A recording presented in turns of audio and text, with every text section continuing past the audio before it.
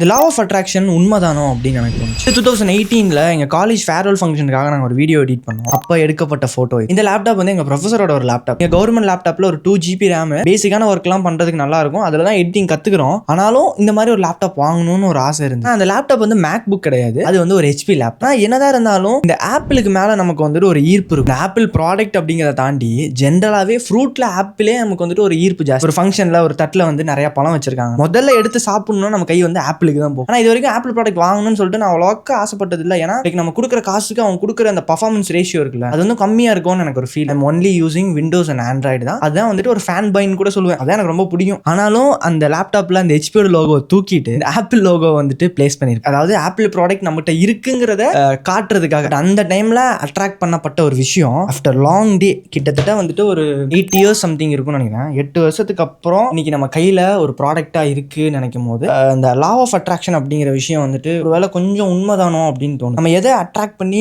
ஈர்க்கிறோமோ அது வந்து நம்ம கிட்ட வந்து சேர்றதுக்கு இந்த சொல்லுவாங்க, இந்த யூனிவர்ஸா ஹெல்ப் பண்ணுன்னு சொல்லுவாங்க. ஆனால் அதுக்குன்னு நம்ம படுத்து கிடந்தோம்னா வேலையாகாது. இந்த ப்ராடக்ட் வாங்குறதுக்கான பல காரணங்கள் இருக்கு. ஏன்னா லைக் இந்த ஆப்பிள் லோகோ அப்படிங்கிற விஷயத்துக்காக மட்டும் இல்லை, லிட்ரலி இதோட பர்ஃபார்மன்ஸும் உண்மையிலே சூப்பராக இருக்கு. விண்டோஸை கம்பேர் பண்ணும்போது இது வந்து மேக்புக் M4 ஏர். இது ஏர் தான், ஆனால் இருந்தாலும் ஏர் மாதிரி இல்லை. லிட்ரலி பர்ஃபார்மன்ஸ் வைஸ் வந்துட்டு ஒரு வேர்டு இருக்குமே, ஐயோ ரீசெண்ட் ஒரு படத்தில் பவர் ஹவுஸ். பட் இந்த ஆப்பிள் ப்ராடக்ட் ரொம்ப தூக்கி பேசுகிறேன்னு நினைப்பீங்க, ஆனால் அப்படி இல்லை. நானே அந்த மாதிரி தான் நினைப்பேன். ஆப்பிள் ப்ராடக்ட் அந்த அளவுக்குலாம் சீன் இல்லைன்னு நினைப்பேன். ஆனால் யூஸ் பண்ணதுக்கு அப்புறம் தான் தெரியுது இது எந்த அளவுக்கு பர்ஃபார்மன்ஸ் இருக்குது அப்படின்ட்டு. This is the story of buying a MacBook. ஆனால் இதுக்கு ஒரு ட்ராவல் இருந்திருக்கு. எடுத்தோன்னே நான் பர்ச்சேஸ் பண்ணல. 2018 ஒரு விதையை போட்டிருக்கேன். அது இத்தனை வருஷத்துக்கு அப்புறம் தான் நம்ம கைக்கு வந்திருக்கு. ஓகே, பார்க்கலாம்.